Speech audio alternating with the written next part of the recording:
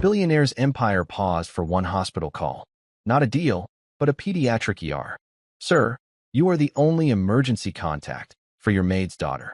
At 10:30 p.m., a phone call shatters the silence of a billionaire's penthouse. On the line is a nurse from the pediatric ER.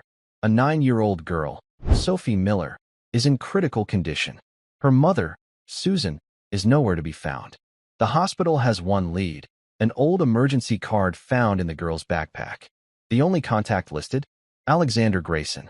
He's her mother's employer, a man who barely knows her name.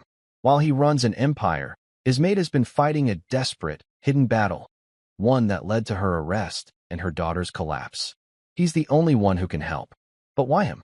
And before I forget, where are you tuning in from today? Leave a comment below. Now settle in. I hope you enjoy this story. Alexander Grayson's life was measured in seconds, and he was losing them. The city glittered below his office, a carpet of cold diamonds. But he saw only the reflection of the man in the glass, tired, impatient, and trapped. The pen in Alexander Grayson's hand stopped moving. It was 10:30 p.m. The only sound in the penthouse office was the faint hum of the air system. His desk, a massive piece of dark mahogany, was a fortress. On it sat reports detailing a shipping logistics deal worth $500 million. Alexander leaned back, rubbing the bridge of his nose. He hated logistics. They were messy, full of human error.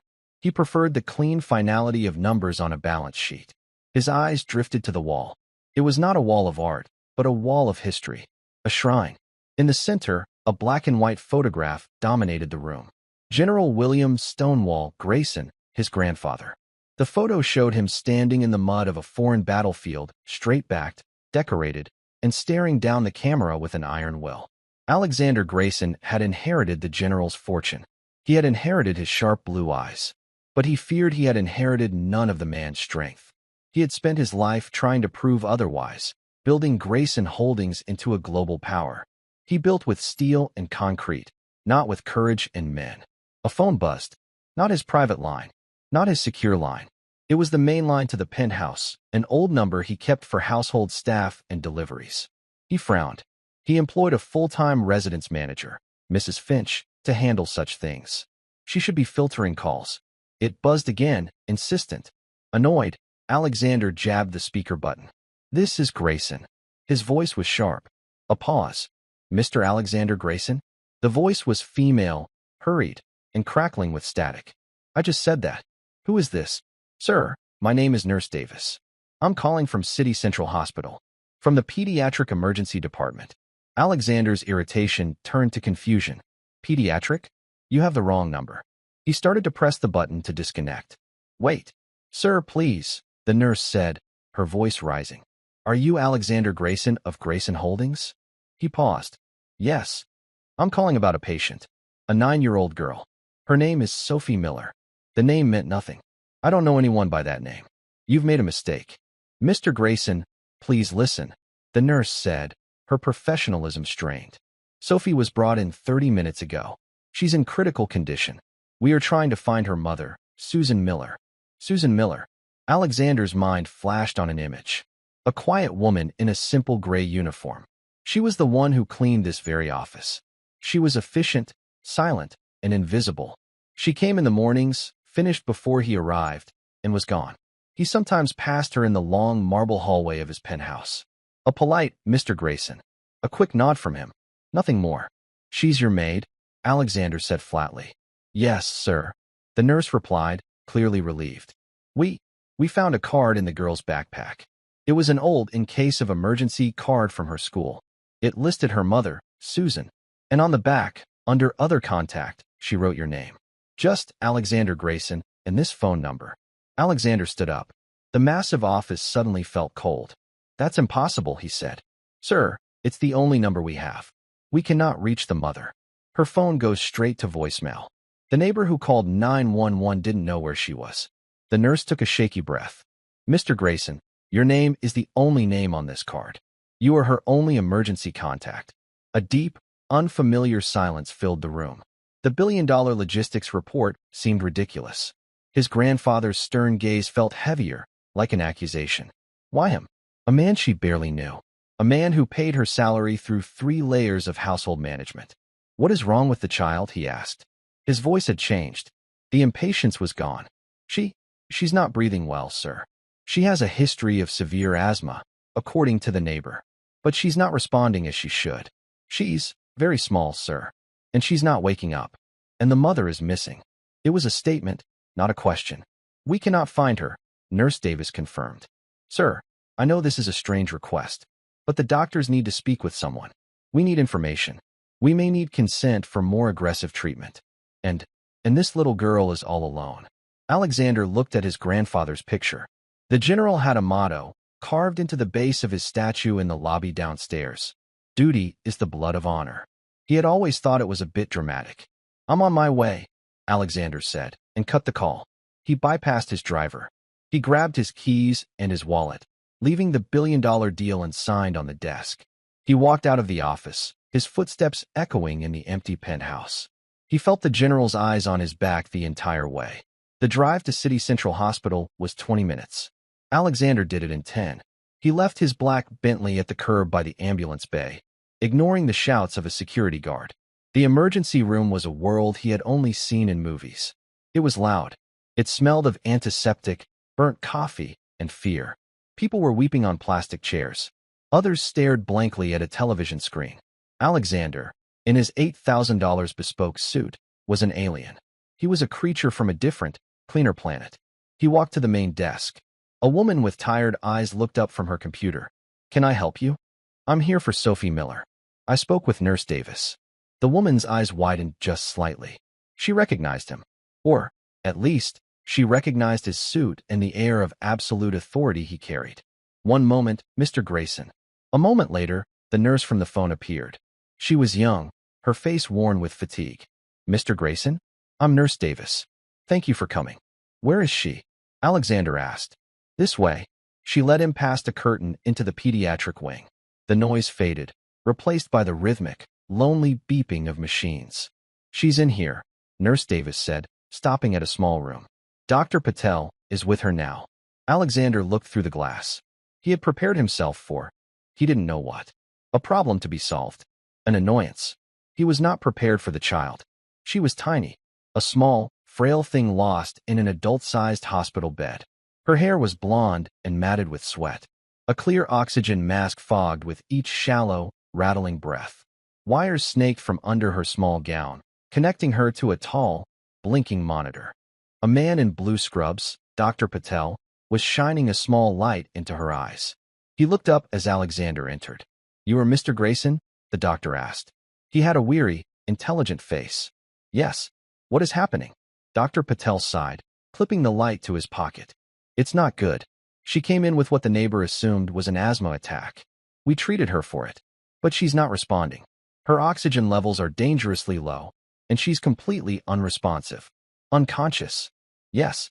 And it doesn't look like a simple asthma attack. Her fever is high. Her blood pressure is low. We're running tests, but... He paused.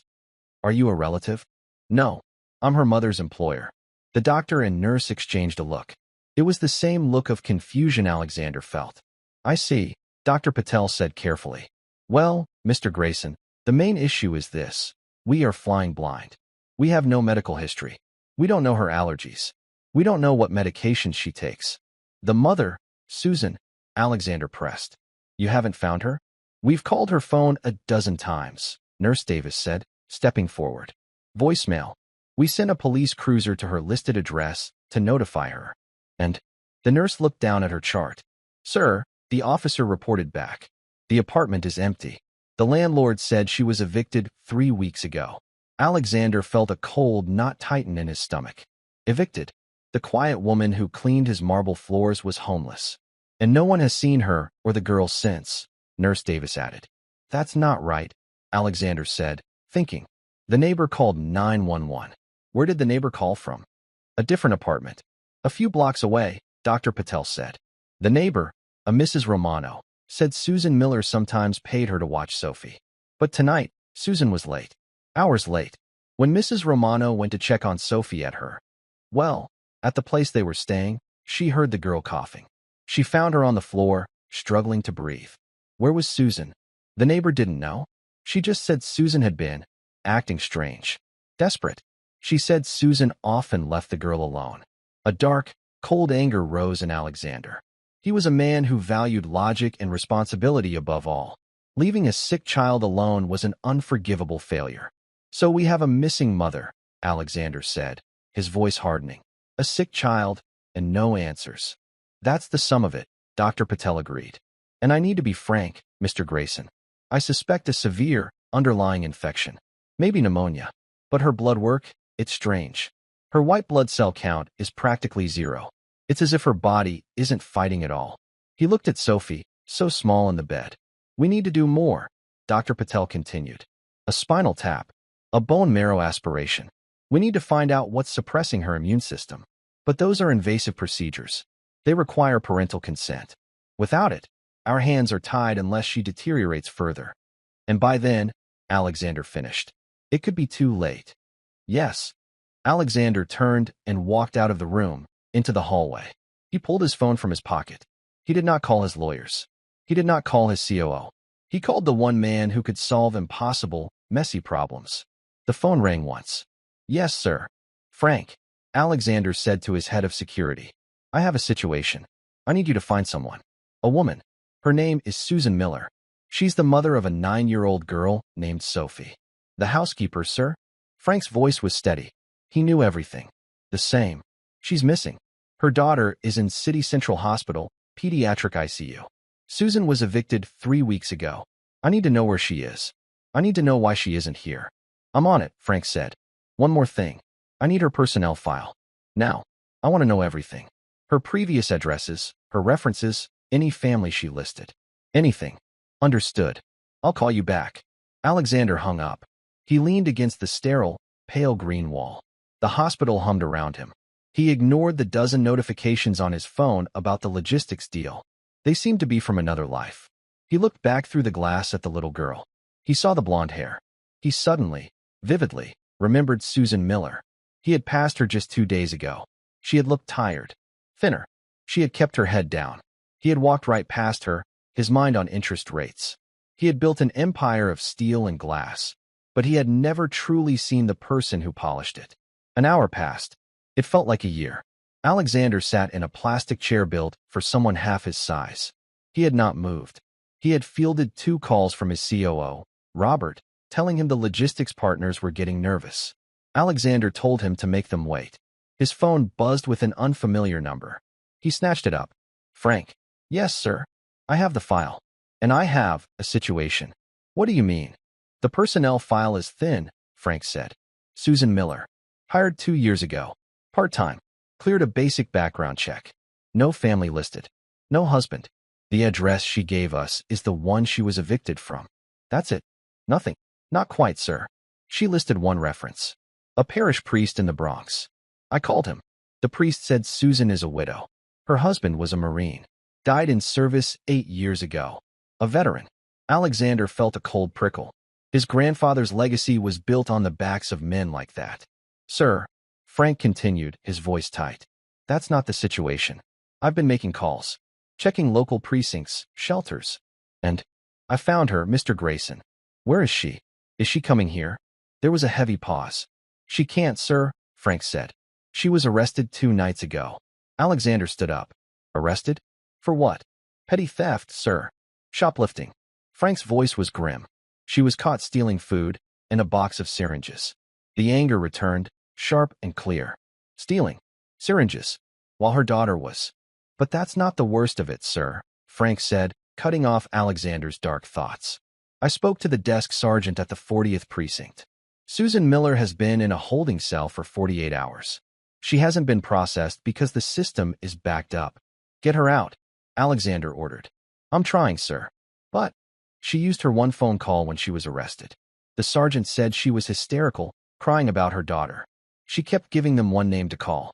Your name. Alexander froze. The officers, Frank said, thought she was delusional. A homeless woman shoplifter claiming to know Alexander Grayson. They dismissed it. They never made the call. Alexander looked through the glass at the tiny, pale girl fighting for her life. Her mother had been trying to reach him, the only person she believed could help, and he had been sitting in his glass tower, annoyed that his household phone was ringing. Mr. Grayson? Dr. Patel's voice broke his trance. Alexander turned.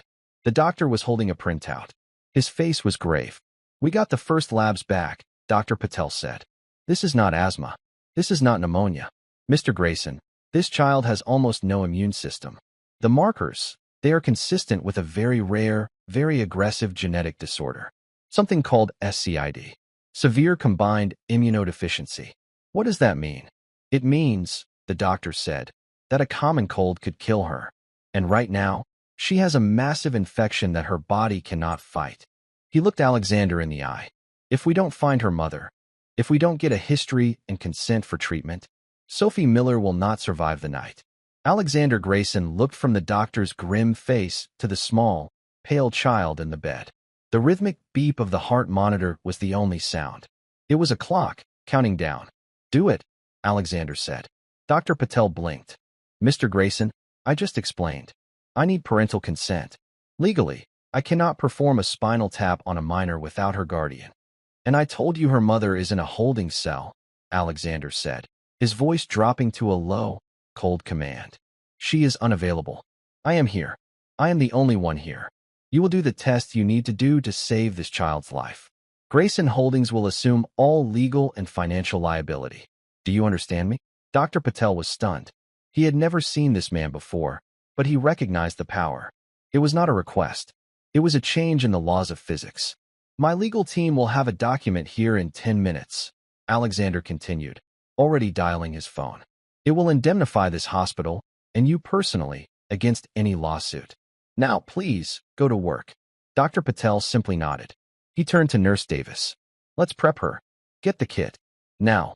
As the medical team sprang into action, Alexander turned back to his phone. He was not calling his lawyers yet. He was calling Frank. Frank, tell me you have her. Sir, it's a mess, Frank's voice crackled. The 40th precinct is a zoo. She's in the system, but they can't find her paperwork to process her out. They're telling me it could be morning. Morning is too late, Alexander said, walking briskly down the hall. The girl is dying, Frank. I need her mother now. I understand, sir. But this is the city. Bureaucracy. Frank, Alexander cut him off. He stopped at a window overlooking a dark courtyard. Do you remember the harbor deal in '09? When the union boss locked our new crane on the dock? Yes, sir. I remember. What did I tell you to do? You told me to get the crane, sir, Frank replied, a new understanding in his voice. This is the same, Frank. Get the mother. I don't care about the system. I don't care about the paperwork. Call the commissioner. Call the mayor. Tell them Alexander Grayson is at City Central Hospital, cleaning up a mess their officers made. Tell them they have 10 minutes to release Susan Miller to my custody, or Grayson Holdings will file a billion-dollar lawsuit against the city for wrongful arrest, police negligence, and the endangerment of a minor.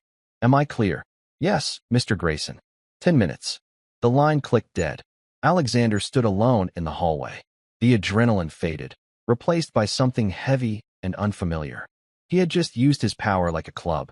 He did it all the time in business. But this felt different. It felt raw. He walked back to the room. The medical team was working around Sophie. He stood in the doorway, an intruder in their sterile world. Mr. Grayson? It was Nurse Davis. She was holding a small, faded pink backpack. We found this with her. I thought you might want to see it. She handed it to him. It was cheap. The zipper was broken. He took it, feeling clumsy. It was impossibly light. He opened the main pocket. Inside, there was no technology. No phone, no tablet. There was a single coloring book, mostly full. A plastic bag with 3 crayons. One red, one blue, one broken green. And a small, worn teddy bear. It was missing an eye. Alexander pulled the bear out. It was soft from years of being held. He thought of his own childhood. It was a world of tutors, nannies, and boarding schools. He had horses, but no pets. He had possessions, but he could not remember a single toy he had loved. He felt a sudden, sharp pang of something. Pity. No, it was deeper. It was shame. He had passed this child's mother in his marble hallway. He had seen her, but he had not seen her. To him, she was a function, a line item in his household budget. And to her, he was what? A lifeline. The only name she put on an emergency card. Why? He sat in the hard plastic chair, the small bear in his large hand. He looked at Sophie. Her blonde hair was damp on the pillow. She looked nothing like him. Nothing like anyone he knew. She was just a child, and she was alone. His phone buzzed. It was Frank. "She's out, sir." Alexander stood, relief washing over him. "Where is she?" "In the car with me. We're 5 minutes from the hospital." "But sir, you need to know about the syringes." Alexander's stomach tightened again. "Go on." "I got into her property bag at the precinct. They were still in there. They weren't what you think." "What were they?" "They're for a drug called Gamma-Norm," Frank said, his voice strained, as if he were reading it. "It's an immunoglobulin. It's used to treat. Well, it's used to treat people with no immune system." Alexander looked through the glass at Sophie. "At Dr. Patel." "She wasn't buying illegal drugs, sir," Frank said quietly. "She was buying life-saving medicine." The box was empty. The arresting officer said she was crying, telling him she needed a refill. They thought she was a junkie. "Where did she get it?" "That's not over the counter." "It's not." "I made one more call," Frank said. "To that priest in the Bronx. He finally told me. Susan's husband, the Marine? He didn't just die. He died in a VA hospital from a sudden infection after a routine surgery. His immune system," Alexander whispered. "The priest says the doctors were baffled," Frank continued. "They suspected a genetic flaw. It seems his daughter inherited it. Susan has been fighting this alone, sir. She had insurance, but it ran out. Then she had state aid, but she missed an appointment because of work, and she got lost in the paperwork. She's been paying for this medicine out of pocket. Then, she couldn't afford it. So she's been buying it, wherever she could. Black market. Probably from Mexico." Alexander felt sick. Utterly sick. He had built an empire on cold, hard logic. But this was beyond logic. This was a nightmare. She was evicted because she spent her rent on the medicine, Alexander realized. "That's how it looks, sir," Frank said. "We're pulling up to the ER." "Bring her," Alexander ordered, and hung up. He turned as Dr. Patel exited the room, pulling off a mask. "We have the preliminary results from the spinal tap," the doctor said, his face pale. "It's not just an infection. It's meningitis. Bacterial. It's moving incredibly fast. The black market drugs she was giving her, they probably kept her alive, but they were a fraction of the proper dose. It was like trying to stop a flood with a paper cup. What do you need?" "We need a donor," Dr. Patel said flatly. "Antibiotics will fight the infection, but they won't fix the underlying problem. The SCID. Her body is a house with no doors. Anything can get in. She will live her entire life in a bubble or what? A bone marrow transplant. It's the only cure. It would give her a new immune system. But the odds of finding a match are..." The doors to the emergency wing burst open. A woman stumbled through, flanked by Frank. It was Susan Miller, but not the quiet, composed woman from his hallway. This Susan was a wreck. Her cheap uniform was torn. Her face was bruised from where she had likely fallen. Her eyes were wide and frantic, scanning the hall. She saw Alexander. Her face crumpled. "Mr. Grayson," she whispered, a look of profound shame and terror. I didn't know who else to call. I'm so sorry." "Susan," Alexander said, his voice softer than he had ever heard it. "She's this way." He led her to the room. The moment she saw Sophie in the bed, a sound escaped her, a deep, animal wail of grief. She rushed to the bedside, collapsing against the rail. "My baby," she sobbed, brushing the damp blonde hair from Sophie's face.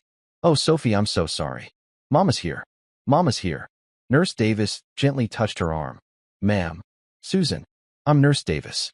Dr. Patel needs you to sign these." Susan stared at the consent forms, her hand shaking so badly she couldn't take the pen. What is it?" "It's to save her life," Dr. Patel said, stepping forward. "Susan, I'm Dr. Patel. I know about the SCID. I know what you've been doing. You've kept her alive. Now, I need you to let me take over." Susan nodded, tears streaming down her face. She scribbled her name on the forms. "Good," Dr. Patel said. "Now, the transplant. We need to find a donor. We need to test you first. You're the most likely match." "Yes," Susan said, wiping her nose. "Yes, of course. Anything." A phlebotomist was already there, swabbing Susan's arm. Alexander watched the scene. The small girl. The weeping mother. The quiet, grim efficiency of the medical team. He was an outsider. He had paid for the lawyers. He had gotten the mother here. His part was done. He could go back to his tower. back to his logistics deal. But he looked at Sophie. He looked at her small hand, curled on the white sheet. He remembered his grandfather. Duty is the blood of honor. His grandfather had led men. He had been responsible for them, for their lives. Alexander looked at Susan, a widow of a Marine, a woman who worked for him, in his house. She was, in a way, one of his. He stepped forward. The doctor, the nurse, and Susan all looked at him. "What about me?" Alexander Grayson asked. Dr. Patel looked confused. "Sir, you're testing her," Alexander said, nodding at Susan. "Test me, too. For the transplant." Dr. Patel stared. "Mr. Grayson, the odds of a non-relative being a match are 1 in a million. It's statistically impossible." "I've built a career on impossible odds, doctor," Alexander said. He was already rolling up the sleeve of his $8,000 suit. "Test me."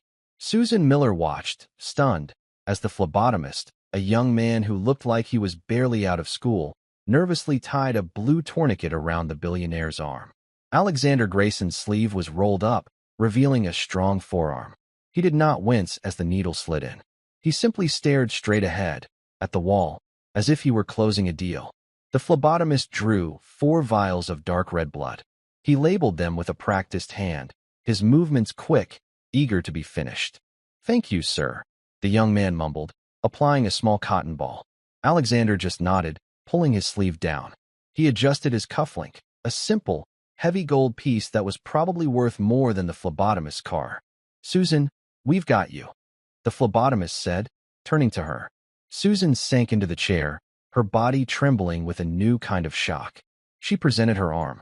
She had given blood so many times for Sophie's tests that she barely felt the stick. Her mind was reeling. Why is he still here?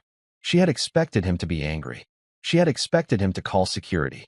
Or, at best, to send a lawyer, a fixer, to handle the problem. But he was here. He had gotten her out of jail. He had saved her daughter's life by forcing the doctors to act. And now, he had just given his own blood for a test that the doctor himself called impossible. The phlebotomist left with the samples.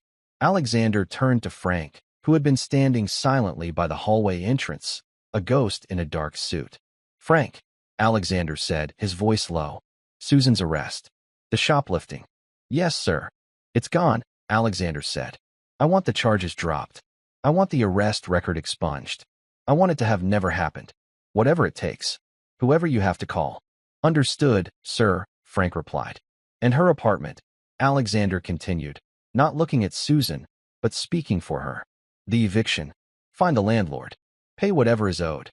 Pay 3 months in advance. Get her belongings out of storage. Get the power turned back on." Susan's head snapped up. "Mr. Grayson, no. I can't. I can't ask you to." Alexander finally looked at her. His blue eyes were not kind, not yet. They were assessing, sharp. "You didn't ask, Mrs. Miller. I'm telling you. This situation is a failure of logistics. I'm correcting it." He saw the fierce, bruised pride in her eyes. "Your daughter will need a clean, safe place to come home to," he said, his voice softening just a fraction. "Let's focus on that." Frank nodded once. "I'll handle it. I'll also post a man at her apartment, just to ensure it's secure until she returns." He melted back into the hallway. The silence that fell was heavy, broken only by the hum of the hospital. They were alone in the small, sterile waiting nook. Susan sat with her hands clenched in her lap. She was no longer the invisible woman who polished his floors. She was a mother, exposed and terrified. Alexander sat across from her. He did not check his phone. He did not call his office. He just sat, waiting. He was a man who hated waiting. He controlled every minute of his life. Here, he was powerless. He looked at her. "Mrs. Miller."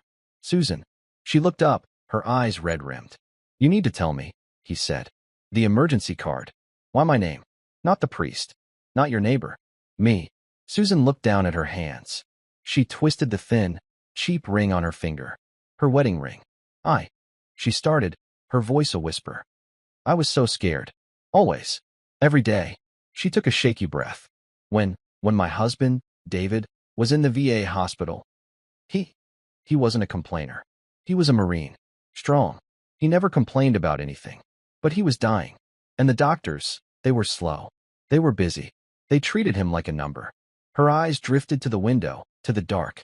"I would sit there," holding his hand, and he would watch the news on the little television. Sometimes they would show stories about you, about Grayson Holdings, or about your grandfather, the general. Alexander tensed. David admired your grandfather, Susan said, a faint, sad smile touching her lips. He had a book about him. He said the general was a man who got things done, a man who led from the front, a man who took responsibility for his men. He said, "That's a man who understands duty, Susan. They don't make them like that anymore." She looked back at Alexander. When Sophie got sick, when the SCID was diagnosed, I knew what I was facing. It was the same thing that took David. But now it was my little girl. And I was alone. The paperwork, the social workers, the bills. I was drowning, Mr. Grayson. I would come to work, she continued, her voice gaining a desperate strength. I'd walk into your home. It's like a palace. And I would see that picture on your office wall. The general. He's looking right at you. Every day. I always saw you, Mr. Grayson. You. In your suit. You always looked so in control. You were powerful. You were building things. You were a Grayson. And I thought, if anything ever happened, if Sophie was in trouble, you were the only person I knew powerful enough to fight the system. The system that let my husband die. The system that was letting my daughter slip away. She started to cry again, silent, awful tears of shame. It was stupid. It was a fantasy, a desperate prayer. I wrote your name on that little card, and I prayed I would never, ever have to find out what would happen. I am so sorry to bring this to you, to your life. Alexander said nothing for a long time. He had spent his whole life running from that portrait. He had tried to build an empire bigger than his grandfather's legacy. He thought duty and honor were old, dusty words. They were abstracts, good for carving into stone, but useless in a boardroom. He had been wrong. To this woman, his name meant something. It meant duty. It meant a lifeline, a responsibility he had never earned, and had no idea he even had. You have nothing to be sorry for, Susan, he said. His voice was thick. Before he could say more, Dr. Patel walked down the hall. His face was not good. Susan, he said, his voice gentle. I have the results of your test. Susan stood up, her entire body rigid with hope. And, am I a match? Can I save her? Dr. Patel looked down. He shook his head. Susan, I'm so sorry. You're a carrier for the gene, as was your husband.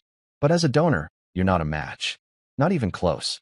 Your blood types are compatible, but the tissue markers, the HLA, it would be a severe rejection. The hope drained from Susan's face. It was a physical thing. She deflated, her shoulders slumping. She put a hand on the wall to steady herself. No, she whispered. No. You have to test again. It's wrong. We ran it twice, Dr. Patel said, his voice full of pity. It's not a match. We will, of course, put her on the national registry immediately.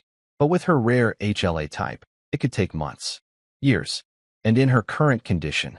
She doesn't have years, Susan said, her voice cracking. She doesn't even have weeks. We will do everything we can, the doctor said. The antibiotics are fighting the meningitis. But her immune system is gone. We will have to keep her in a sterile bubble. But she's so weak. Another infection. He didn't need to finish. Alexander, who had been listening, stepped forward. What about mine? Dr. Patel looked at him, confused. Your what? My test, Alexander said. My blood. The 1 in a million shot. Dr. Patel sighed, running a hand through his hair. Mr. Grayson, I appreciate the gesture. I truly do. But the lab is backed up. We have other critical patients. Running a complex HLA typing on a non-relative, it's a waste of resources. The chances are infinitesimal. I don't care about the chances, Alexander said, his patience snapping. I'm paying for it. I'm paying for all of this. I want that test run. And I want it run now. Dr. Patel looked taken aback by the command. That's not how it works. I can't just. Yes, you can, Alexander said. He pulled out his phone. Or I can call the hospital administrator, who I believe is a man named Stephen Joyce. I sit on the board of his son's university. I am sure he would be fascinated to hear that his doctors are refusing to run a test. On my personal request. It was blunt. It was ugly. It was the full, crushing weight of his power. Dr. Patel looked at Susan's devastated face. He looked at the billionaire who was, impossibly, still here. I'll see what I can do, he said. I'll try to get it expedited. Don't try, doctor, Alexander said, his voice quiet and cold. Do it. The doctor nodded and walked away. Alexander and Susan were left alone again in the hallway. The clock on the wall showed 3 a.m. The city was asleep. The logistics deal was probably dead. Alexander didn't care. He looked at Susan, who was staring blankly at the floor, lost in her own private hell. He did the only thing he could think to do. He sat down, and he waited with her. The minutes stretched into an hour, then 2. The 3 a.m. quiet of the hospital deepened.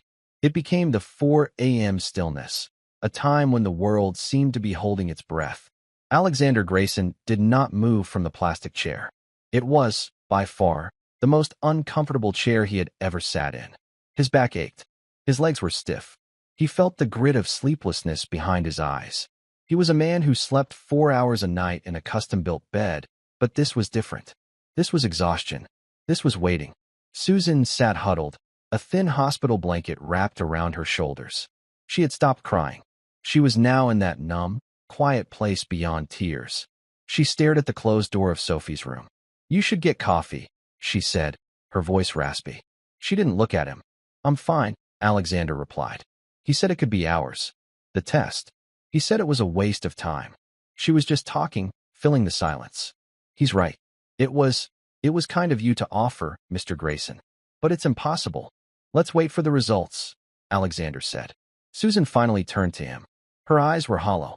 Why are you doing this? You got me out. You paid for. You saved her. You don't even know us. Alexander looked at her. He thought of her words. A man who got things done.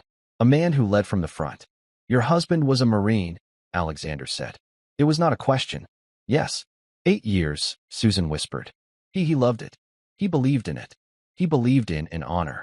My grandfather, Alexander said, the general. He lived by one word, duty. I spent my whole life hearing that word. I thought it meant winning, building, being the strongest. He looked down at his own hands. They were clean, manicured. They had never held a weapon. They had never known hardship. I think I was wrong, he said. I think duty just means staying. It means not turning away. He looked back at her. I'm staying. Susan held his gaze. For the first time, she saw the man behind the billion-dollar suit. She saw the fatigue in his eyes. She saw the iron will that his grandfather had passed down. She gave a single, slow nod, a gesture of understanding. And they went back to waiting. At 5:15 a.m., the hallway door swung open. Dr. Patel walked toward them. He was not walking. He was almost running. He was holding a single piece of paper. His face was pale, his eyes wide. He looked like a man who had seen a ghost. Susan leaped to her feet, the blanket falling to the floor. Doctor? What is it? Is she? She's the same, Dr. Patel said, breathless. The antibiotics are holding the meningitis, barely. But the test. Mr. Grayson's test. Alexander stood up slowly. You said it was impossible. Dr. Patel looked from Alexander to Susan and back to the paper in his shaking hand. I've been a transplant coordinator for 15 years. I have seen 1 in 100,000 matches. I've seen matches in different ethnic groups. I have never, ever seen this. What? Susan whispered, her hand over her mouth. Dr. Patel looked at Alexander. Mr. Grayson, you're not a 1 in a million match. You are a perfect match. 6 out of 6 HLA markers. Identical. The lab ran it 3 times because they thought their equipment was broken. The hallway was silent. It's... Dr. Patel struggled for the words. It's the kind of match we only see between full siblings. Or a parent and child. It is genetically perfect. Susan stared, her mind unable to process the words. But how? That's not possible. We need to start the procedure, Alexander said. His mind was racing, but his voice was calm. He was back in control. What's the next step? We need to prep you, Dr. Patel said, snapping back into medical mode. The donation, it's a procedure. We'll harvest the marrow from your hip. It requires anesthesia. I don't care. When? We can schedule it for. No, Alexander said. We do it now. Today. As soon as you can. Mr. Grayson, this is an operation, Dr. Patel insisted. And Sophie, she needs preparation. She needs a low dose of chemotherapy to wipe out her current, broken marrow, to make room for the new. The whole process takes days. Then start it, Alexander commanded. Start it right now. Of course, Dr. Patel said, still looking at Alexander with awe. We'll start her prep immediately, and we'll schedule you for the harvest tomorrow morning. He turned and hurried away, shouting for nurses. Susan was trembling, looking at Alexander as if he were an alien. A perfect match, she whispered. How? Alexander was quiet. His mind was a vault of information, connecting dots at lightning speed. A Marine, a widow, a man who idolized his grandfather. A perfect, impossible genetic match. Susan, he said, his voice very careful. Your husband, David. You said he was a Marine. What do you know about his father? Susan blinked, confused by the question. His father? Nothing. He never knew him. David's mother, she passed away a few years ago. She always said his father was a soldier, a hero, that he died in Vietnam before David was born. And David's mother? Where was she living when David was born? Alexander asked. I don't know. Somewhere down south, near a big army base. Fort Benning, I think. What? Alexander felt a cold, electric shock go up his spine. Fort Benning, 1968. His grandfather, General William Stonewall Grayson, had been stationed at Fort Benning for 2 years. Before his final tour, it was a piece of family history no one spoke of. The general had been separated from his wife during that time. A difficult patch, his father had called it. Mr. Grayson? Susan said. You're pale. What is it? Alexander looked at this woman. This quiet, brave woman who had been cleaning his floors. Susan, he said slowly. I don't think your husband, David. I don't think he was just a fan of my grandfather. He paused, the weight of a 50-year-old secret settling in the sterile hallway. I think, Alexander said, that David was his son. My grandfather's son. Susan's eyes widened. What? No. That's crazy. It's the only thing that makes sense, Alexander said. If David was my grandfather's son, that would make him my uncle. My uncle I never knew. He looked toward Sophie's room. And that, he said, his voice thick with a profound, terrifying revelation, would make Sophie my cousin. She's my blood. She's a Grayson. Susan collapsed into the chair, the implications washing over her. Her husband, the son of the man he idolized. Her daughter, part of a dynasty. The card, the name, the phone call. It wasn't a fantasy. It wasn't a desperate prayer. It was destiny, an echo of blood calling to blood. My whole life, Susan whispered, we were alone. We had no one. And all this time, we had family. Alexander looked at his grandfather's picture in his mind. The iron-willed stare, the legend, the man who lived by the code of duty, and the man who had abandoned a son. Alexander had spent his life trying to outrun the general's shadow. Now, he was being given the chance to redeem it. He finally understood. The money, the power, the empire, it was all meaningless. It was tin. This was real. You're not alone anymore, Susan, Alexander said. He put a hand, not on her, but on the chair beside her. A simple gesture of presence. I'm here. He turned as Dr. Patel returned with the team. Mr. Grayson, the doctor said, we're ready to start Sophie's preparation. And we need to admit you. Get your own pre-op tests started. Alexander looked at Susan. She was watching him, her eyes filled with a fragile, newborn hope. He looked at the small, blonde-haired girl in the bed. His cousin, his family. He nodded at the doctor. Let's begin. He walked away from his billion-dollar deals, from his empty penthouse, from the cold reflection in the glass. He walked toward his sterile room, toward a painful procedure. For the first time in his entire life, Alexander Grayson felt like he was finally living up to his name. The general's portrait on the wall no longer felt like an accusation. It felt like a guide. Duty, he thought, wasn't about the past. It was about what you did, right now. He walked into the room, ready to save his family. Alexander Grayson had never been a patient. He had never worn a thin, paper-like gown. He had never had a plastic bracelet snapped around his wrist, bearing his own name. His life was spent in boardrooms and penthouses, environments he could command. A hospital room, even a private one, was a box. It was a place of surrender.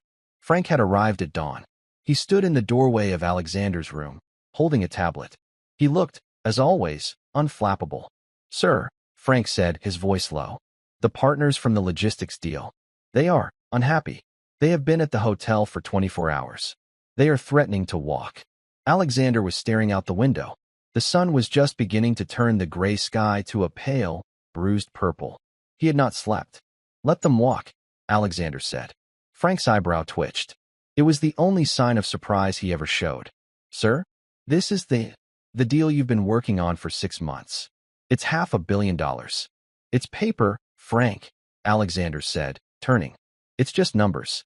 It's not real. He pointed down the hall, in the direction of the pediatric ICU. That is real. That little girl, fighting in that room. That is real. Frank looked at his boss. The man who lived by the stock ticker. The man who fired an executive last quarter for a 0.5% dip in projections. This was a new man. What are your orders, sir? Frank asked. Call Robert, Alexander said, referring to his COO. Tell him he is in full command of Grayson Holdings, indefinitely. Tell him to handle the logistics deal. If he can save it, good. If he can't, I don't care. Indefinitely, sir? Frank clarified. The word was heavy. I will be unavailable, Alexander said. I have a family matter to attend to. Frank finally allowed himself a small, thin smile.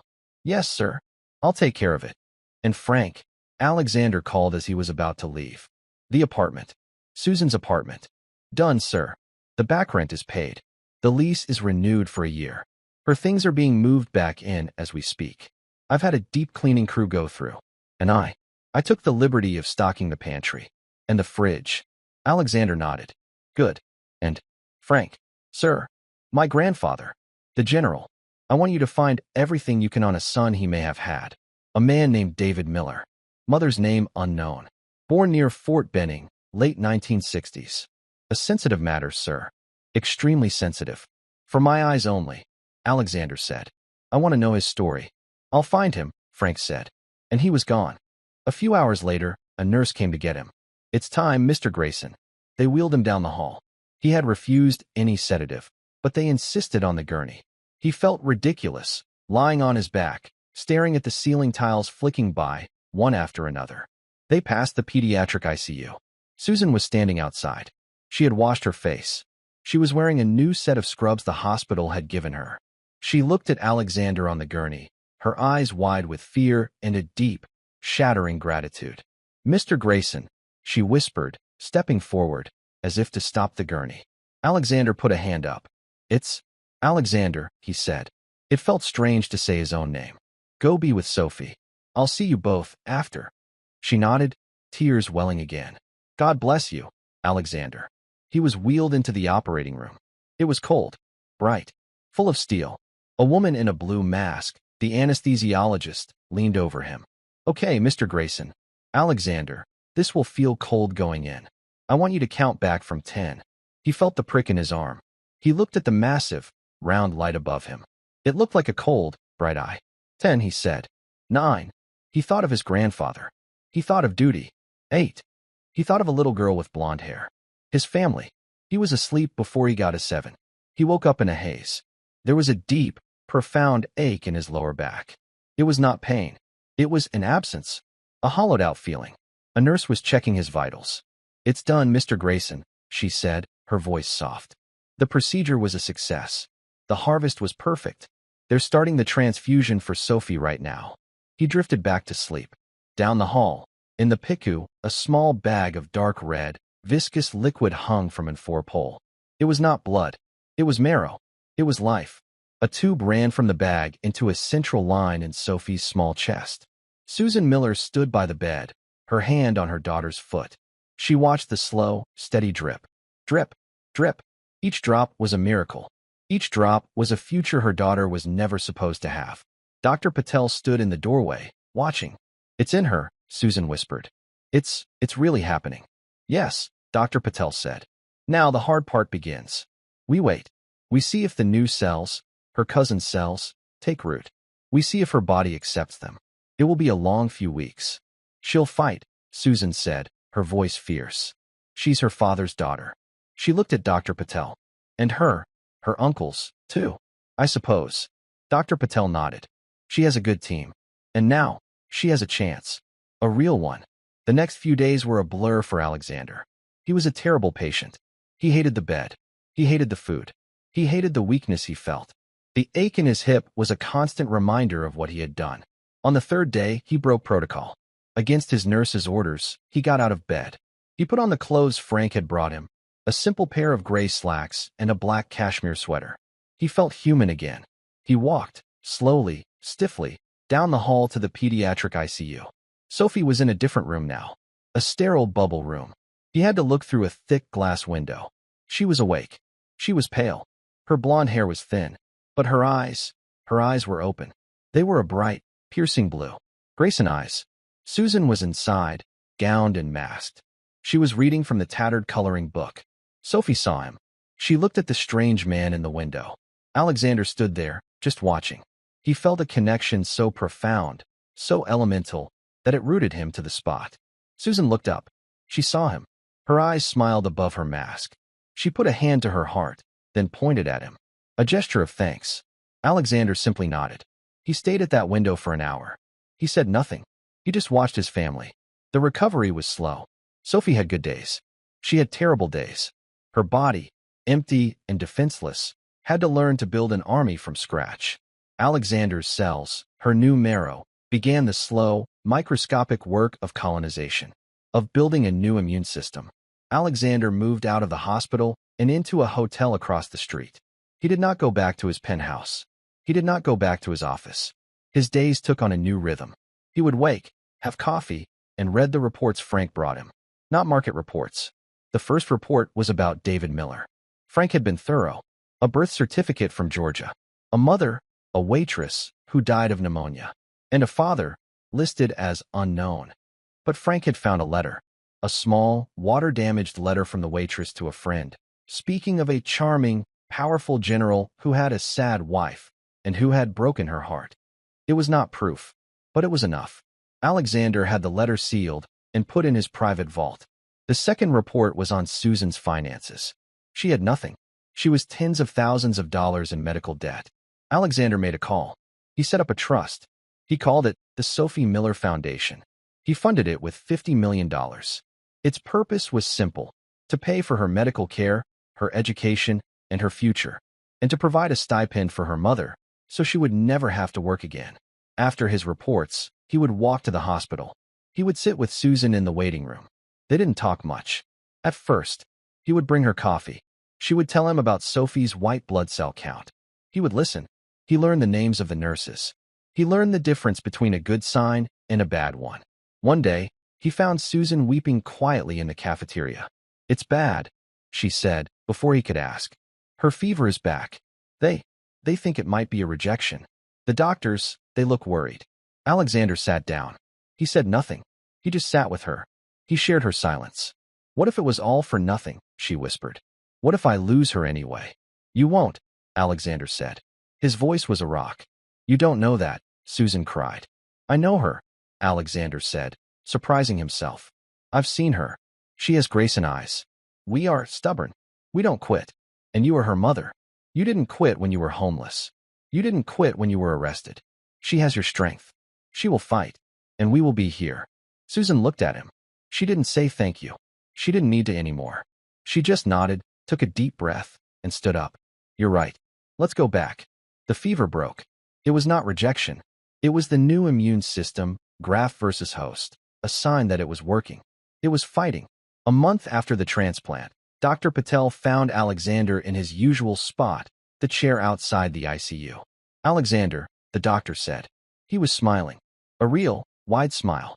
"Doctor, her labs today, they're beautiful. Her new T cells are active. Her white count is climbing. She's building an immune system." "Your immune system?" He clapped Alexander on the shoulder. "It worked. She's going to make it. She's going to be okay."